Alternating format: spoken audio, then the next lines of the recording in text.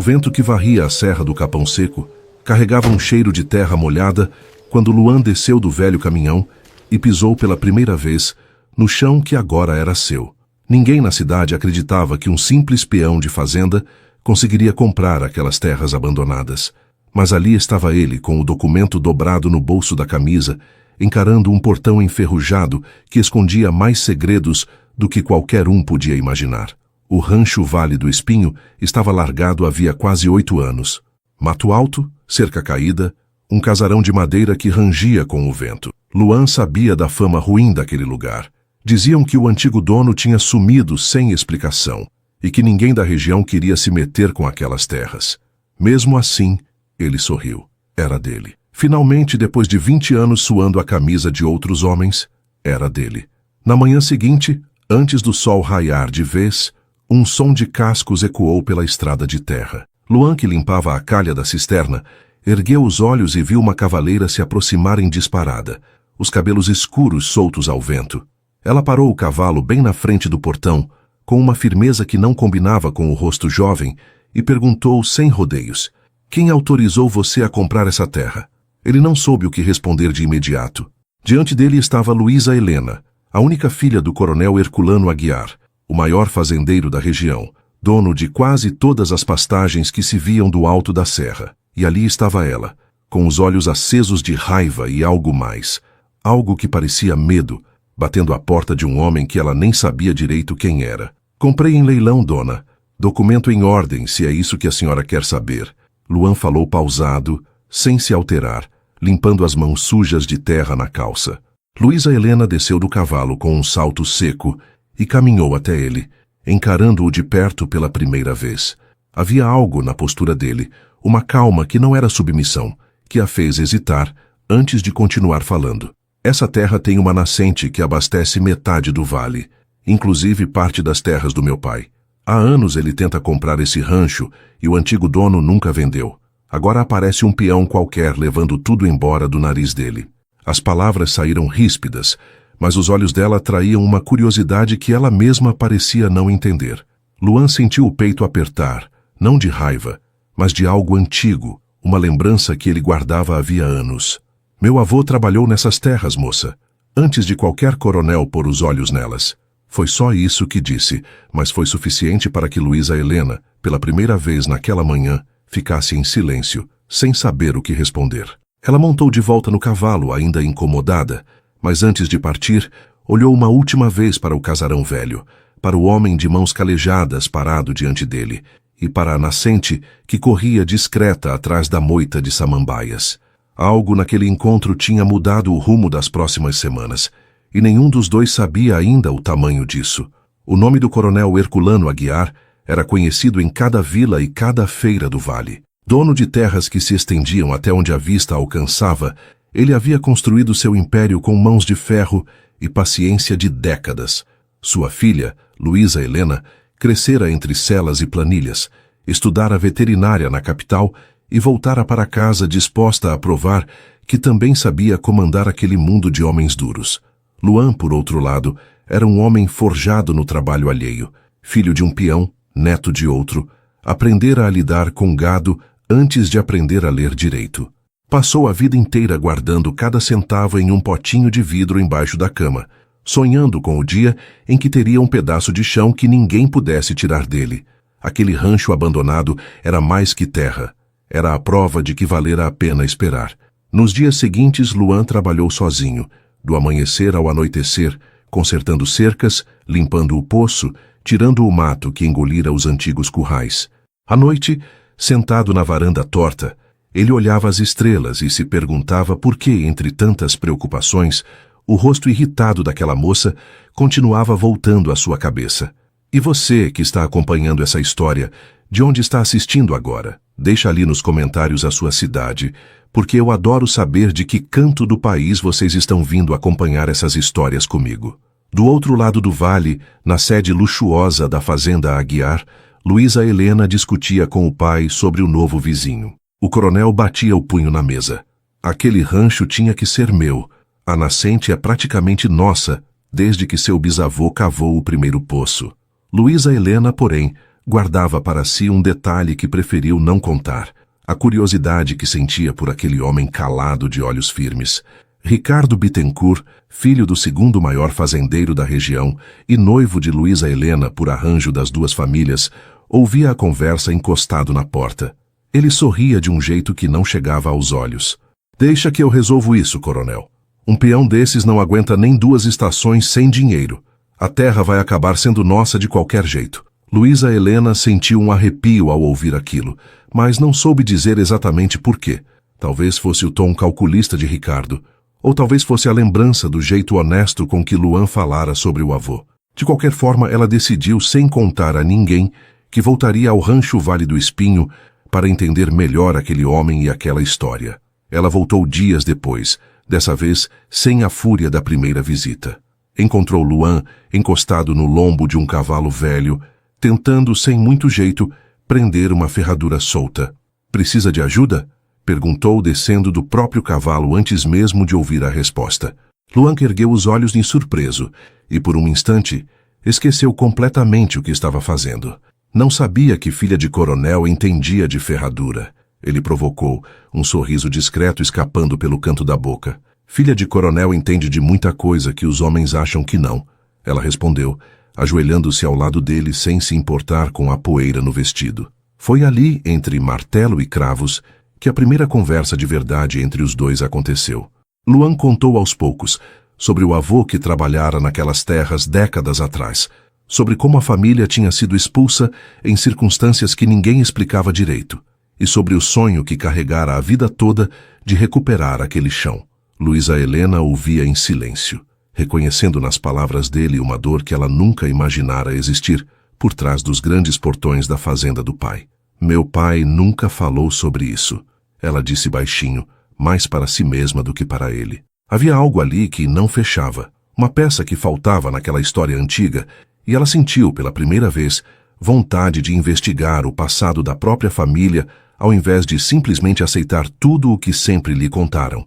Nas semanas seguintes, as visitas de Luísa Helena se tornaram frequentes, sempre com uma desculpa esfarrapada: trazer remédio para o gado, verificar a cerca da divisa, levar sementes.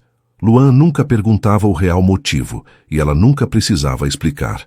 Os dois simplesmente aproveitavam aquelas tardes em que o tempo parecia andar mais devagar do que em qualquer outro lugar do vale. O casarão velho, aos poucos, ia ganhando vida outra vez. Luan trocou as tábuas podres da varanda, pintou os batentes, replantou a horta que a mãe dele cultivava havia 30 anos, antes de tudo aquilo virar mato. Luísa Helena, sem perceber, começou a se sentir mais em casa ali do que na mansão de pedra, onde crescera cercada de empregados e silêncio. Ricardo, entretanto, não gostava nada do rumo que as coisas tomavam. Ao perceber a ausência cada vez mais frequente da noiva, começou a espalhar pela cidade que Luan estava se aproveitando da ingenuidade da moça para conseguir favores e, talvez, até dinheiro do coronel. Os boatos correram rápido, como sempre correm em cidade pequena. O coronel Herculano, ao ouvir os rumores, chamou a filha para uma conversa séria. "Não quero você perto daquele homem, Luísa Helena. Ele não é da nossa criação, não tem nome, não tem terra de verdade. Só um pedaço de chão largado que nem vale a metade do que ele pagou." Ela respondeu apenas com o silêncio teimoso que herdara do próprio pai. Mas o silêncio não apagou o que já havia nascido dentro dela. Naquela noite, deitada na cama de dossel que sempre lhe pareceu grande demais para o tamanho da sua solidão, Luísa Helena percebeu que, pela primeira vez em muito tempo, sentia falta de alguém. E esse alguém não era Ricardo. O verão chegou trazendo consigo a seca mais dura dos últimos 10 anos. Os riachos menores secaram um a um, e a nascente do rancho Vale do Espinho tornou-se, de repente, o recurso mais precioso de toda a região. Luan percebeu o movimento estranho de homens rondando sua cerca durante a noite e passou a dormir de olho aberto, arma ao alcance da mão. Foi Luísa Helena quem o alertou. Escondida atrás de uma moita, tarde da noite. "Vieram medir sua terra. Acho que é gente do Ricardo." Luan sentiu o corpo tenso. Não era a primeira vez que ouvia o nome daquele homem envolvido em coisas escusas, mas até então não tinha provas de nada, apenas desconfiança e um mau pressentimento constante. Nos dias seguintes, parte do gado de Luan apareceu doente, bebendo de um trecho da nascente que, inexplicavelmente, estava com a água turva.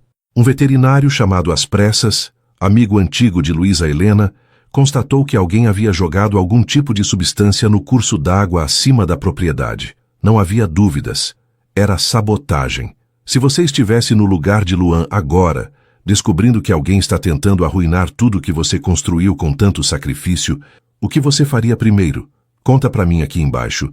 Quero muito saber a opinião de vocês sobre essa parte da história. Luísa Helena, movida por uma mistura de raiva e culpa, decidiu investigar por conta própria. Vasculhou os documentos antigos guardados no escritório do pai e encontrou, escondido no fundo de uma gaveta trancada, um contrato de décadas atrás envolvendo a compra mal feita das primeiras terras da família Aguiar. Terras que, segundo o papel amarelado, pertenciam originalmente à família de Luan. O coração dela disparou ao perceber o tamanho da mentira que sustentara toda a fortuna do pai. O avô de Luan não havia simplesmente perdido as terras. Fora enganado, coagido a assinar um documento sob ameaça, numa época em que a justiça do interior obedecia mais ao dinheiro do que às leis. A vergonha e a dúvida tomaram conta dela naquela noite. Ela não sabia se contava a Luan o que descobrira. Temia que aquilo destruísse qualquer chance que os dois ainda tivessem. Temia também o que aconteceria à sua própria família se a verdade viesse à tona. Por dias, carregou o peso daquele segredo sozinha.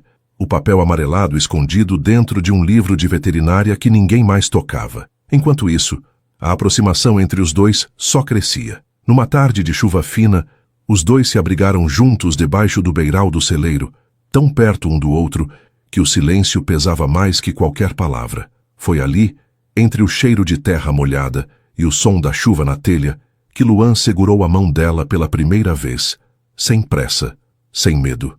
Eu não sei o que estou fazendo, Luan, ela sussurrou, os olhos fixos nas mãos entrelaçadas. Eu também não, ele respondeu, mas sei que não quero parar. Não houve beijo naquele instante, apenas a certeza silenciosa de que algo profundo tinha nascido ali, algo maior do que as diferenças de sobrenome, de criação, de mundo. Ricardo, sentindo o terreno escapar de suas mãos, decidiu agir com mais força. Reuniu-se em segredo com 2 capangas conhecidos por resolver problemas de forma nada honesta e ofereceu uma quantia generosa para que convencessem Luan a vender o rancho o quanto antes, de qualquer maneira que fosse necessária. Na calada da noite, um incêndio de origem suspeita consumiu metade do curral novo que Luan havia acabado de erguer com tanto esforço. Ele acordou com o cheiro de fumaça e correu descalço pelo pátio, tentando salvar os poucos animais presos ali dentro, o coração batendo no peito como um tambor de guerra. Luísa Helena, que por acaso dormia na casa de uma tia próxima àquela noite, viu o clarão no horizonte e não pensou 2 vezes. Montou o cavalo e correu pela estrada escura, o vestido rasgando nos espinhos, o medo apertando a garganta a cada segundo que passava, sem saber se Luan estava bem. Quando chegou, encontrou-o coberto de fuligem, os braços marcados por queimaduras leves, mas vivo, tentando salvar o que ainda podia ser salvo. Ela desceu do cavalo e correu até ele sem se importar com quem pudesse ver, abraçando-o com força, o corpo tremendo entre o alívio e a raiva de quem sabia, no fundo, quem estava por trás daquilo tudo. Foi o Ricardo, ela disse entre lágrimas, incapaz de continuar guardando o segredo. Tenho certeza que foi ele. E tem mais uma coisa que eu preciso te contar, Luan, uma coisa que descobri sobre essa terra e sobre a minha família. As palavras saíram entrecortadas, mas firmes, como se ela finalmente tivesse decidido enfrentar a verdade de frente. Luan ouviu em silêncio enquanto ela contava sobre o contrato antigo, sobre a possível fraude que havia tirado as terras do avô dele décadas atrás. Um turbilhão de sentimentos tomou conta dele. Raiva pelo passado roubado, mas também uma gratidão profunda por ela ter tido coragem de revelar algo que poderia destruir a própria família. Isso muda tudo entre a gente? Perguntou ela, com medo da resposta. Luan segurou o rosto dela com as 2 mãos ainda sujas de fuligem e respondeu: muda o passado. Não muda o que eu sinto por você. Foi o primeiro beijo dos 2 ali, em meio às cinzas do curral queimado, sob um céu ainda tingido de fumaça e das primeiras luzes da madrugada. Vocês acreditam que existem encontros capazes de mudar o rumo de duas famílias inteiras, mesmo quando tudo parece conspirar contra isso? Eu sinceramente acredito que sim, e queria muito saber se algum de vocês já viveu uma reviravolta parecida na vida. Nos dias seguintes, a notícia do incêndio correu pela cidade e, junto com ela, rumores cada vez mais insistentes sobre o envolvimento de Ricardo. O coronel Herculano, apesar de tudo, não era homem de fechar os olhos para injustiças e mandou chamar o delegado da região para investigar o caso com discrição, mas sem meias palavras.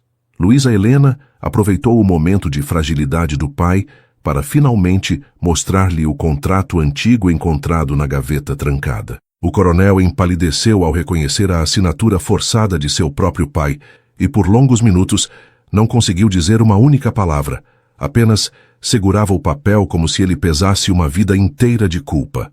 Eu não sabia de nada disso, filha. Meu pai nunca me contou. Ele finalmente murmurou, a voz embargada de um jeito que Luísa Helena jamais tinha visto antes. Pela primeira vez, o homem de postura inabalável parecia pequeno diante do peso da própria história. Um homem confrontado com os pecados herdados de quem veio antes dele. Luan, por sua vez, recusava-se a usar aquele documento como arma de vingança. Eu não quero destruir ninguém, Luísa Helena. Eu só queria um pedaço de chão para chamar de meu, e agora tenho isso. E tenho você também, se você quiser ficar. As palavras dele, simples e sinceras, contrastavam com toda a ganância que rondava aquela história havia gerações.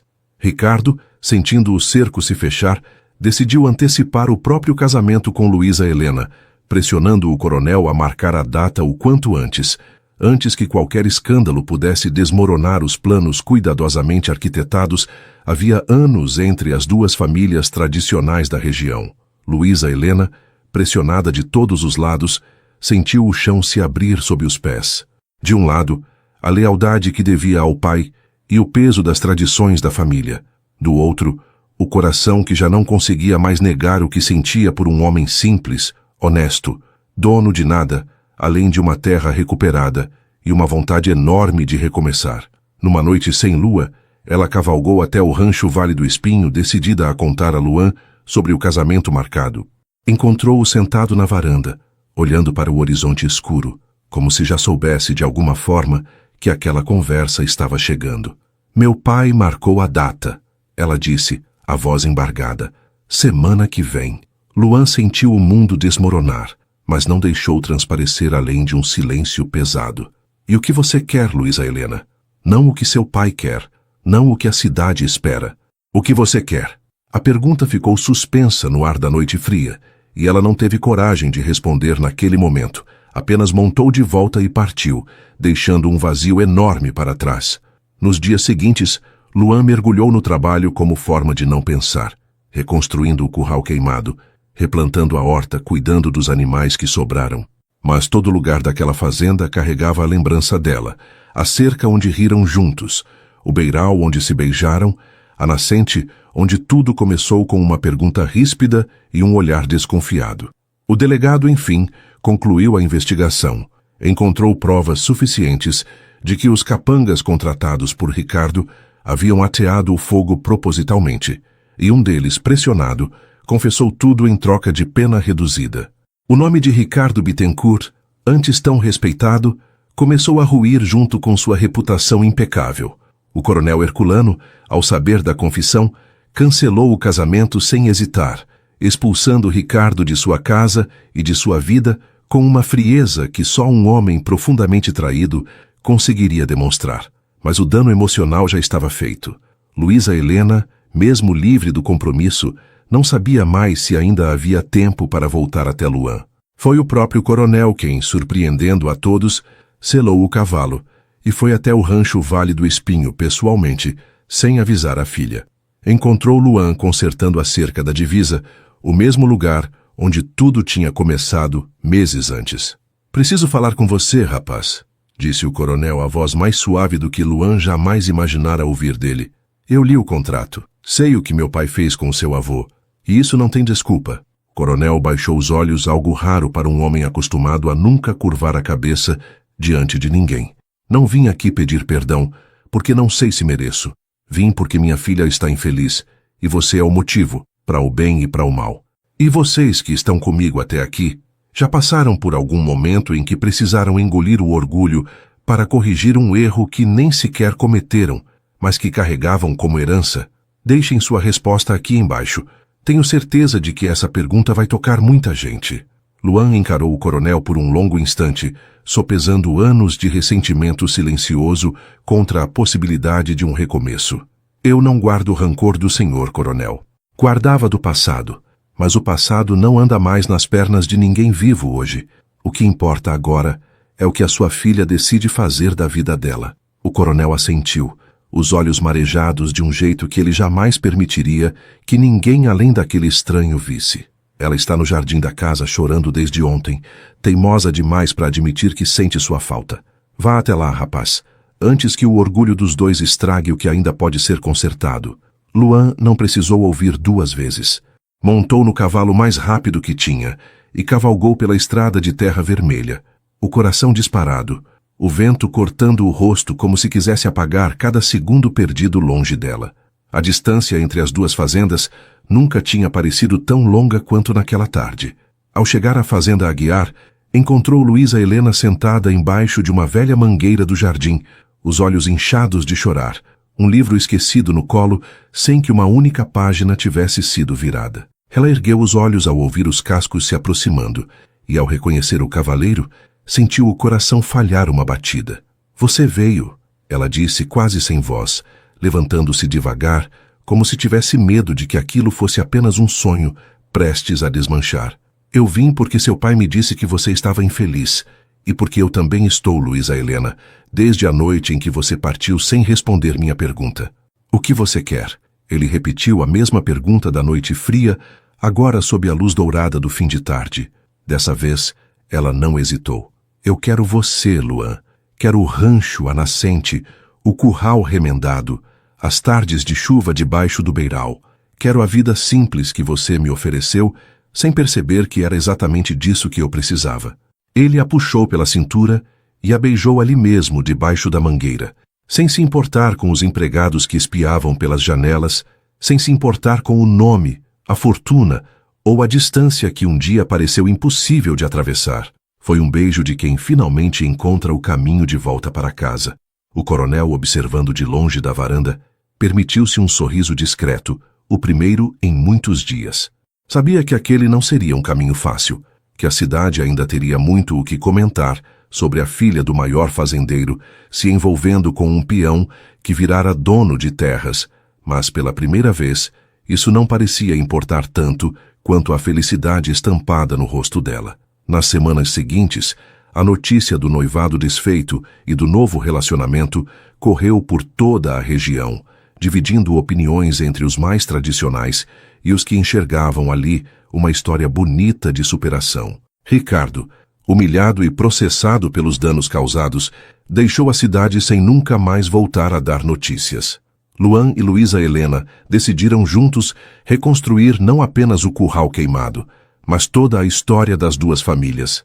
Ela usou seus conhecimentos de veterinária para modernizar o manejo do gado no rancho, enquanto ele, com as próprias mãos, ergueu uma nova cerca ao longo da nascente, agora compartilhada em paz entre os dois lados do vale. O coronel, num gesto que surpreendeu toda a região, assinou um documento devolvendo formalmente parte das terras que haviam sido tiradas do avô de Luan décadas atrás, reconhecendo publicamente o erro cometido pela própria família. Foi um ato de coragem que custou orgulho, mas trouxe, enfim, alguma paz para todos os envolvidos. Em uma tarde de sol brando, Luan levou Luísa Helena até o ponto mais alto do rancho, de onde se avistava o vale inteiro, as duas propriedades agora unidas pela mesma água, pelo mesmo horizonte. Meu avô sonhava em ver esse lugar assim de novo, disse ele, a voz embargada, cheio de vida, cheio de futuro. E agora está, respondeu ela, encostando a cabeça no ombro dele. Porque às vezes a vida demora décadas para corrigir uma injustiça, mas quando corrige, faz isso de um jeito que ninguém esperava, unindo justamente quem deveria ter ficado separado por rancor e orgulho. 1 ano depois, o casarão velho do rancho Vale do Espinho já não lembrava em nada, a construção abandonada que Luan encontrara naquela primeira manhã. As paredes ganharam pintura nova, a varanda recebeu cadeiras de balanço, e um jardim de flores silvestres cercava a entrada, plantado com carinho por mãos que aprenderam juntas a cuidar da terra e uma da outra. E vocês, que acompanharam essa jornada desde o começo, de onde estão me ouvindo agora? Escrevam aqui embaixo a cidade de vocês, porque essa comunidade que se forma nos comentários é para mim uma das partes mais bonitas de contar essas histórias. O casamento de Luan e Luísa Helena aconteceu justamente na beira da nascente, que um dia quase os separou e que, no fim, acabou sendo o motivo pelo qual se encontraram. O coronel Herculano, orgulhoso, conduziu a filha até o altar improvisado sob as árvores, os olhos marejados de um jeito que ele já não fazia questão de esconder. Não houve festa suntuosa, nem convidados ilustres da capital. Houve vizinhos, peões, gente simples da região, todos reunidos ao redor de mesas de madeira, comendo comida feita em fogão a lenha, celebrando não apenas uma união, mas a reconciliação de duas famílias que, por gerações, haviam vivido separadas por um erro do passado.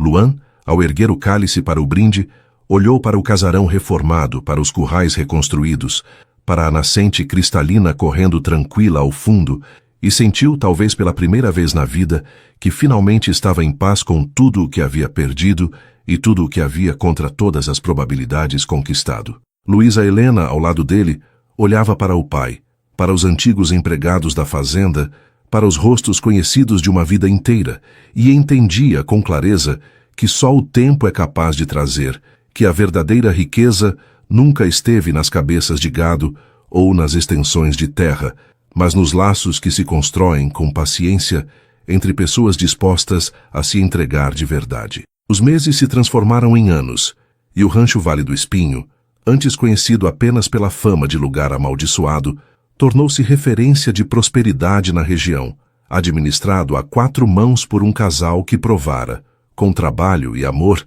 que as diferenças de sobrenome jamais deveriam determinar o tamanho de um sonho. O velho contrato que expusera a fraude do passado foi emoldurado e pendurado na parede do escritório da fazenda, não como símbolo de vergonha, mas como lembrete de que a verdade, mesmo demorando gerações para vir à tona, sempre encontra um jeito de se libertar e reescrever o destino de quem teve coragem de enfrentá-la.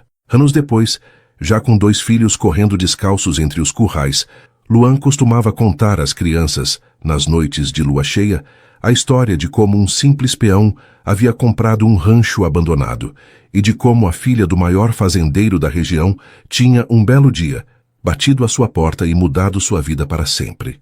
Luísa Helena sempre completava a história com um sorriso, lembrando aos filhos que, às vezes, a vida coloca no nosso caminho justamente aquilo que tememos, ou aquilo que julgamos impossível, apenas para nos ensinar que o verdadeiro valor de uma pessoa nunca esteve no nome de família, mas no tamanho do coração.